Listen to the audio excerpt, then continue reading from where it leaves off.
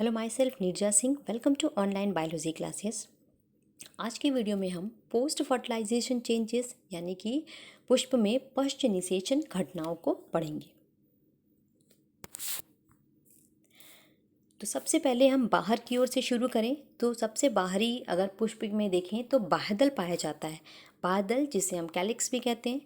तो ये सामान्यतः निषेचन के बाद सूखकर गिर जाते हैं, लेकिन कभी कभी कुछ फल में ये चीरलग्न रहते हैं यानी कि फल के साथ ही वृद्धि करते हैं और खाने योग्य भाग भी बनाते हैं। ठीक है, तो यहाँ पे आपका उदाहरण है टमाटर, मिर्च और बैंगन। यहाँ बैंगन में देखिए ये कैलिक्स है यानी बाह्यदल है हरे रंग का, जो कि फल के साथ बढ़ता है और खाने योग्य भाग होता है। ठीक है, दूसरा देखें दलपुंज यानी कोरला, जो कि रंगीन पंखुड़ियाँ होती हैं। तो निषेचन के बाद इनका भी कार्य समाप्त हो जाता है और यह भी गिर जाती हैं। अगली रचना है पुमंग यानी एंड्रोशियम। तो एंड्रोशियम भी निषेचन के बाद सूखकर गिर जाते हैं। वर्तिका तथा वर्तिकाग्र ये भी सामान्यतः सूख करके निषेचन की जैसे ही क्रिया समाप्त हो जाती है, इनका कार्य समाप्त हो जाता है, ये भी सूख करके समाप्त हो जाते हैं, गिर जाते हैं। कुछ में सूखी हुई स्टिग्मा या ड्राइड स्टिग्मा जो है वो इस्तेमाल की जाती है। जैसे केसर में सूखी हुई स्टिग्मा यानी वर्तिकाग्र को इस्तेमाल किया जाता है। ठीक है, अब अंडाशय की बात करें तो अंडाशय इंपॉर्टेंट है। अंडाशय फल को बनाती है और बीजांड ये बीज में बदल जाता है। तो यहाँ पे दो रचनाएं बहुत इंपॉर्टेंट है। अंडाशय ने फल बनाया और बीजांड है ये बीज में बदल गया। ठीक है, अब हम निषेचन के बाद देखेंगे कि बीजांड में कौन कौन से परिवर्तन होते हैं, बीजांड की कौन कौन सी रचनाएं किस में परिवर्तित हो जाती हैं।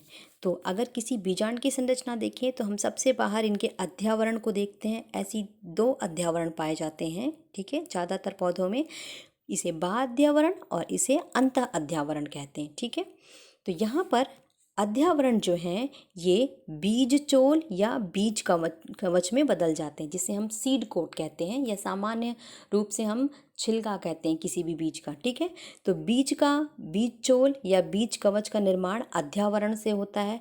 तो बाहर जो आपका बाह्य अध्यावरण होता है उसे हम टेस्टा कहते हैं और अंतः अध्यावरण इसे टेगमिन कहते हैं। ठीक है, तो आपका बीज चोल भी दो परतों से बना, बाहर वाले को टेस्टा, अंदर वाले को टेगमिन कहा। ठीक है, दूसरी रचना है बीजांड वृंत यानी कि फ्यूनिकल और फ्यूनिकुलस। ठीक है, तो बीजांड वृंत कौन सी रचना है, ये बीजांड है।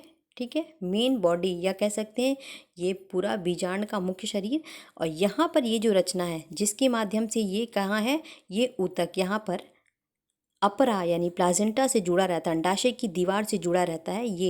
ये वाली जो रचना है डंठल के समान, इसे हम बीजांड वृंत या फ्यूनिकल कहते हैं, जिससे बीजांड का मुख्य शरीर जो है इससे आप कह सकते हैं भित्ति से, अंडाशय की भित्ति से अटैच रहता है। ठीक है, तो यहाँ पर क्या है, फ्यूनिकल सामान्यतः पौधों में नष्ट हो जाता है, लेकिन लीची के अलावा और भी एग्जाम्पल हैं जैसे एस्फोडिलस, ट्राईएंथिमा और अल्मस।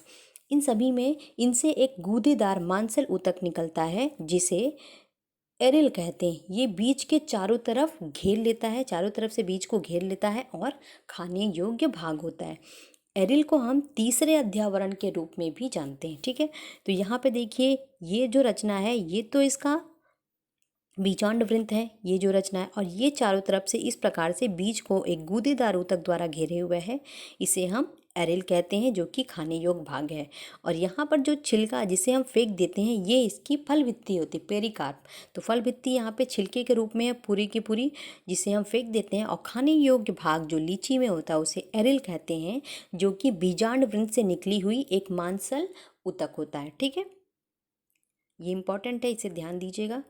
अगला देखते हैं बीजांड द्वार या माइक्रोपाइल। तो बीज में बीजांड द्वार इसी नाम से रहता है और ये इसी रूप में रहता है, बस हमें छिद्र के रूप में दिखाई देता है। ठीक है, तो बीजांड द्वार वह स्थान है जहाँ से किसी भी बीज में पानी एंटर करता है या प्रवेश करता है। ठीक है, अब हम कुछ खास एग्जाम्पल देख लें। अरंडी यानी कैस्टर, ये इसका आपका सीड है। यहाँ पे एक टोपी जैसी रचना आपको दिख रही है। ठीक है, तो यहाँ पर क्या होता है, बीजांड द्वार से अरंडी में यानी कि कैस्टर में बीजांड द्वार से एक वृद्धि, अतिवृद्धि निकलती है। यहाँ पे बीजांड द्वार को ढके हुई ये रचना है ठीक है, जिसे हम कैरंकल कहते हैं या बीज चोलक कहते हैं हिंदी में। ठीक है, तो ये रचना बीजांड द्वार से निकलती है।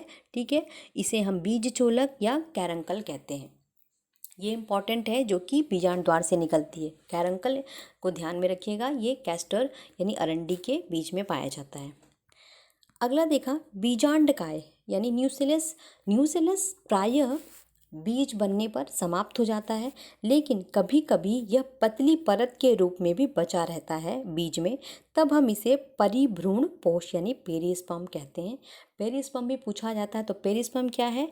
कई बार न्यूसेलस यानी बीजांडकाय बीज में पतली परत के रूप में रहता है, जो कि समाप्त नहीं होता है।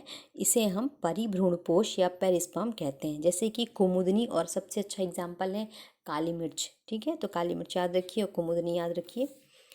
नेक्स्ट देखते हैं, अब निषेचन के बाद भ्रूणपोष में क्या परिवर्तन हो रहे हैं। यहाँ पे सॉरी भ्रूणकोश होगा, भ्रूणपोष नहीं है ये, भ्रूणकोश। तो भ्रूणकोश में क्या परिवर्तन होंगे? सबसे पहले ये अगर भ्रूणकोश के देखें तो यहाँ पे शैलजा के साइड में 3 कोशिकाएं थी, जिसे हम प्रतिमुख कोशिकाएं एंटीपोडल सेल कह रहे थे। तो इनका भी कार्य समाप्त हो गया निषेचन के बाद, ये भी नष्ट हो जाती हैं।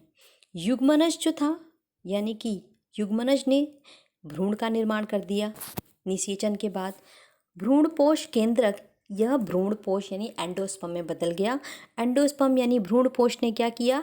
इसने भ्रूण को पोषण प्रदान किया। ठीक है, और सहायक कोशिकाएं यानी सिनर्जिड्स जो थी, ये भी क्या होती हैं? निषेचन के बाद समाप्त हो जाती हैं। तो आज के वीडियो में इतना ही। अगले लेक्चर में हम नए टॉपिक को डिस्कस करेंगे। Thank you.